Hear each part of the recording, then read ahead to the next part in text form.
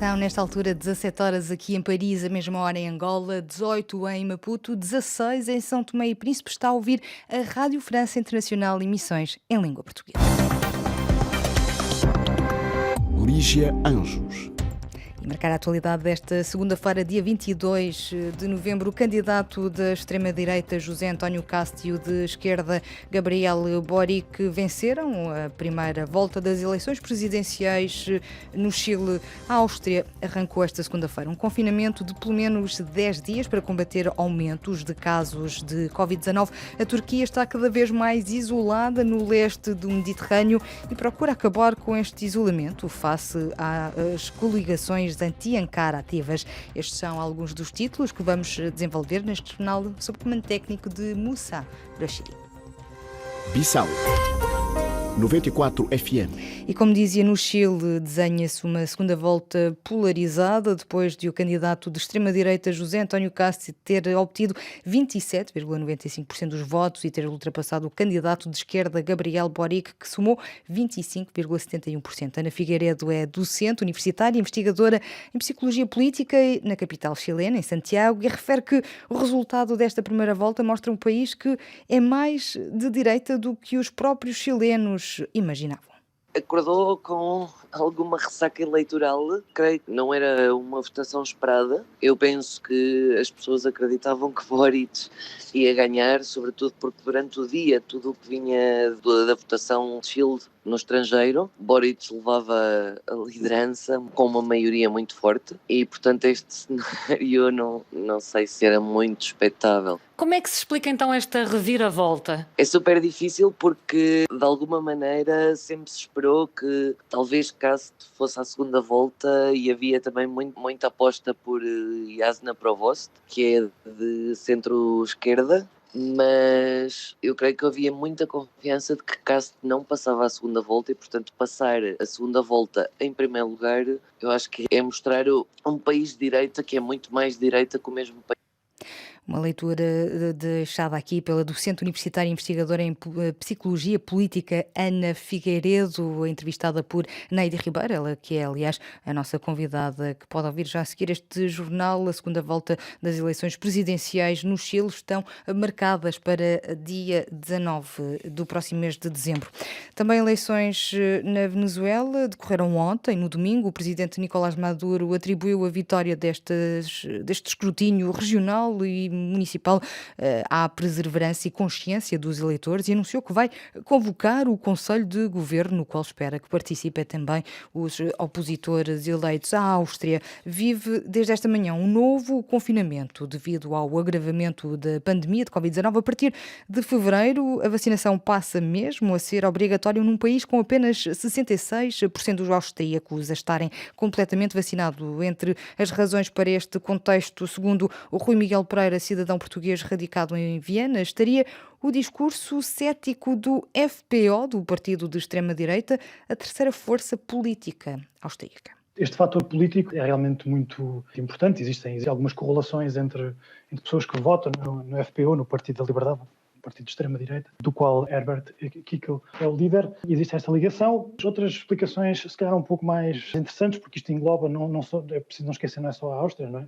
Esta questão da baixa taxa de vacinação também inclui um pouco a Alemanha e outros países. E isso pode ter também a ver com o tipo de comunicação que foi feito na altura, se calhar também ligado com as circunstâncias, do facto de eles não terem sentido, como em Portugal, em Itália, ou em Espanha, ou em França, não terem sentido um impacto emocionalmente tão forte, uma situação tão mais complicada no passado, e que levou que desvalorizassem a vacinação e o próprio governo, isso é absolutamente claro, não estava preparado para uma quarta vaga.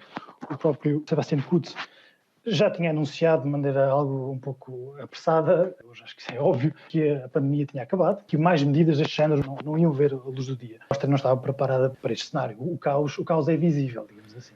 Um caos descrito por Rui Miguel Pereira, cidadão português radicado em Viena, entrevistado aqui por Miguel Martins.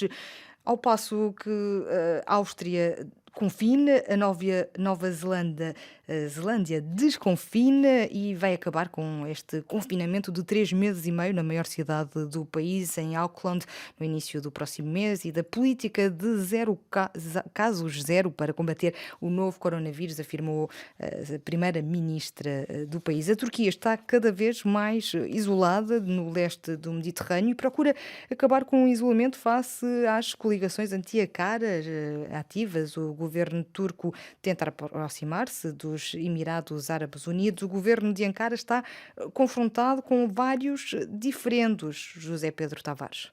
Na semana passada, os ministros dos estrangeiros da França, Grécia, Chipre e Egito reuniram-se numa cimeira em Atenas para discutir cooperação no leste do Mediterrâneo. O que têm estes países em comum? Conflitos com Ankara, nomeadamente sobre jurisdição marítima e direitos de exploração de jazidas de gás natural na plataforma continental do mar Mediterrâneo. Também Israel, os Emirados Árabes Unidos e a Arábia Saudita têm diferentes com Ankara. Todos estes países têm realizado manobras militares navais conjuntas no leste do Mediterrâneo. Atenas já assinou acordos de cooperação militar com Paris e Washington. O primeiro, em particular, é nitidamente um acordo anti-Turquia e prevê ajuda militar francesa no caso de um ataque à soberania grega.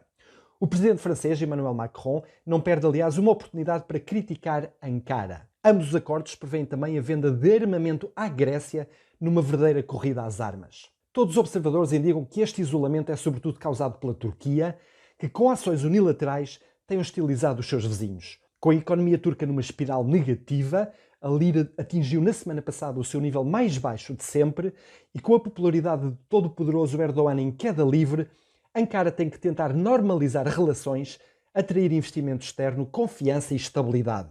Talvez seja por isso que Erdogan receberá esta semana em Ankara o príncipe herdeiro dos Emirados Mohammed bin Zayed, a primeira reunião de alto nível entre Ankara e aquela monarquia do Golfo Pérsico nos últimos 10 anos. Veremos se é um novo começo para a diplomacia turca.